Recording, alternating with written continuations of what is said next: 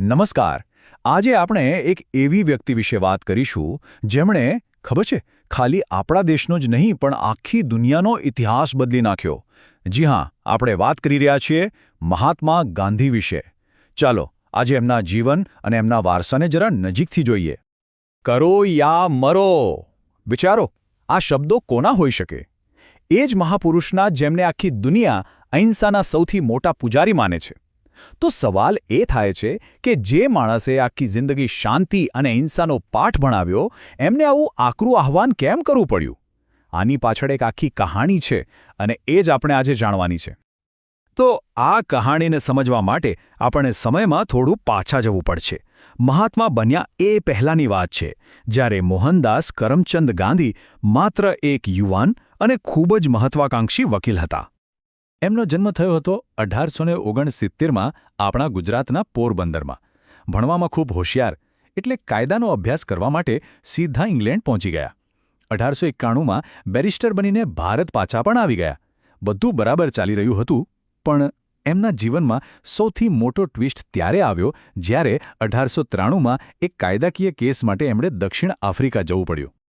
અને દક્ષિણ આફ્રિકામાં જ એમને પહેલીવાર એ ચીજનો સામનો કરવો પડ્યો જેને કહેવાય રંગભેદ, જાતીય ભેદભાવ. અને આ કોઈ પુસ્તકમાં વાંચેલી વાત નહોતી. આ એમનો પોતાનો એકદમ અંગત અને અપમાનજનક અનુભવ હતો. એક એવો અનુભવ જેણે એમના જીવનની આખી દિશા જ બદલી નાખી. અને કહેવાય છે ને કે ઘણીવાર અપમાનની આગમાંથી જ ક્રાંતિની જ્વાળા પ્રગટે છે. બસ અહીં પણ એવું જ થયું. આ અનુભવે એક એવા વિચારને જન્મ આપ્યો જેણે ઇતિહાસને લડાઈનું એક નવું જ હથિયાર આપ્યું.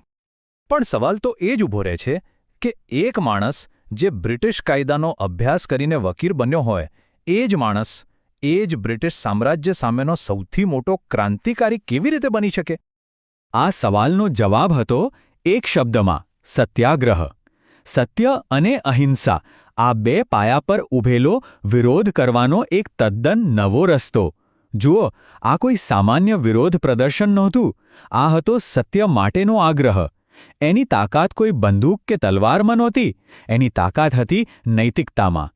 સામેવાળાને મારવાની વાત નહોતી, પણ સામેવાળાના અંતરાત્માને જગાડવાની વાત હતી. આ એક એવું હથિયાર હતું જેણે લાખો લોકોને એક સાથે જોડી દીધા. અને એની સામે બ્રિટિશ સામ્રાજ્યની તોપો પણ નબળી પડી ગઈ. ગાંધીજીએ દક્ષિણ આફ્રિકામાં જે 21 વર્ષ ગાળ્યા ને, એમાં જ આ શસ્ત્રને તૈયાર કર્યું અને એની તાકાતને બરાબર ચકાસી લીધી. હવે એમની આ પદ્ધતિ સફળ થઈ ચૂકી હતી. એટલે ગાંધીજી આ અનુભવ અને આ નવી તાકાત લઈને ભારત પાછા ફર્યા. હવે સમય હતો આ લડાઈને રાષ્ટ્રીય સ્તર પર લઈ જવાનો. અને ભારતમાં એમની લડત એકદમ સ્ટેપ બાય સ્ટેપ આગળ વધી. પહેલાં એમણે ચંપારણ અને ખેડામાં ખેડૂતોના હક માટે અવાજ ઉઠાવ્યો. પછી 1920માં આવ્યું અસહકાર આંદોલન. એમણે આખા દેશને કહ્યું કે બ્રિટિશ માલ અને સંસ્થાઓનો બહિષ્કાર કરો. અને પછી 1930માં એમણે દાંડીકૂચથી મીઠાના અન્યાયી કાયદા સામે આખા દેશને એક કરી દીધો. 240 માઇલ. જરા વિચારો, આ કોઈ નાનો સૂનો આંકડો નથી. આ ખેટકે એક અંતર નહોતું. આ તો એક અહિંસક સંકલ્પની તાકાત હતી જેણે બ્રિટિશ શાસનના પાયા હચમચાવી દીધા હતા. અને હવે આપણે આવી ગયા છીએ પાછા એ જગ્યાએ જ્યાંથી આપણે આ વાત શરૂ કરી હતી. આઝાદીની લડાઈનો છેલ્લો અને સૌથી નિર્ણાયક તબક્કો. એ વર્ષ હતું 1942. ગાંધીજીએ ભારત છોડો આંદોલન શરૂ કર્યું. હવે કોઈ માગણીઓ નહીં, કોઈ વાટાઘાટો નહીં, સીધો અને સ્પષ્ટ સંદેશ: અંગ્રેજો, ભારત છોડો. અને આ જ સમયે એમણે દેશને કહ્યું, કરો યા મરો. પણ આનો અર્થ હિંસા કરવાનો જરાય નહોતો. ગાંધીજીના કહેવાનો મતલબ એકદમ સ્પષ્ટ હતો: હવે કાં તો આપણે સંપૂર્ણ અહિંસક રીતે આઝાદી મેળવીને રહીશું, અથવા આ કોશિશમાં આપણા જીવ આપી દઈશું. બીજો કોઈ રસ્તો જ નથી. એમના આખા જીવનના સંઘર્ષનું ફળ મળ્યું. દેશ આઝાદ થયો. પણ એમનો અંત ખૂબ જ દુઃખદ હતો. જુઓ, 15 ઓગસ્ટ 1947 એ દિવસ જ્યારે ભારત આઝાદ થયું. ગાંધીજીનું જીવનભરનું સપનું સાકાર થયું. પણ આ ખુશી લાંબો સમય ન ટકી. આઝાદી મળ્યાના માંડ 6 મહિના પણ નહોતા થયા અને 30 જાન્યુઆરી 1948ના દિવસે એમની હત્યા કરી દેવામાં આવી. ગાંધીજીનું શરીર ભલે આજે આપણી વચ્ચે નથી, પણ એમના વિચારો એ તો અમર છે.